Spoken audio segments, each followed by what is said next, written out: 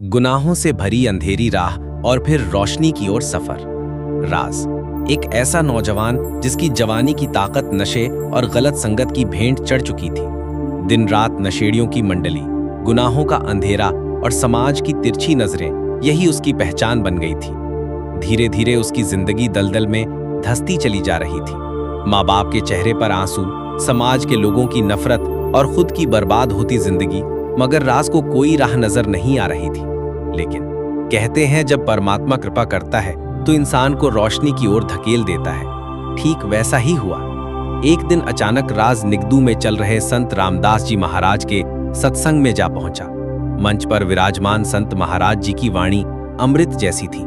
हर शब्द दिल में उतर रहा था, हर वाक्य राज की आत्मा को झकझोर रहा था। बेटा, नशा और गुनाह इंसान को समाज की नजरों में गिरा देते हैं। सच्चा सम्मान तो वही पाता है जो धर्म और सेवा की राह चुनता है। इन शब्दों ने राज के जीवन का रुख बदल दिया। वो वही निर्णय कर बैठा, अब वो गुनाहों और नशे से तौबा कर संत महाराज जी की शरण में जीवन बिताएगा।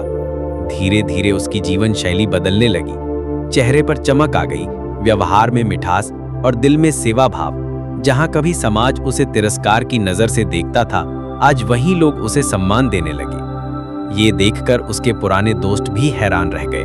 सोचने लगे कि जिस राज को हम बर्बाद समझते थे, आज वही समाज का सम्मान पा रहा है। धीरे धीरे उन्होंने भी नशा छोड़ दिया और संत महाराज जी की शरण में आ गए।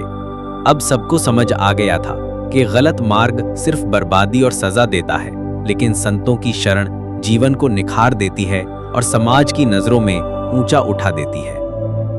हर उस इंसान की है जो गुनाहों की अंधेरी गली में भटक रहा है। रास्ता बस एक ही है, सत्संग, संतों की शरण और धर्म का मार्ग।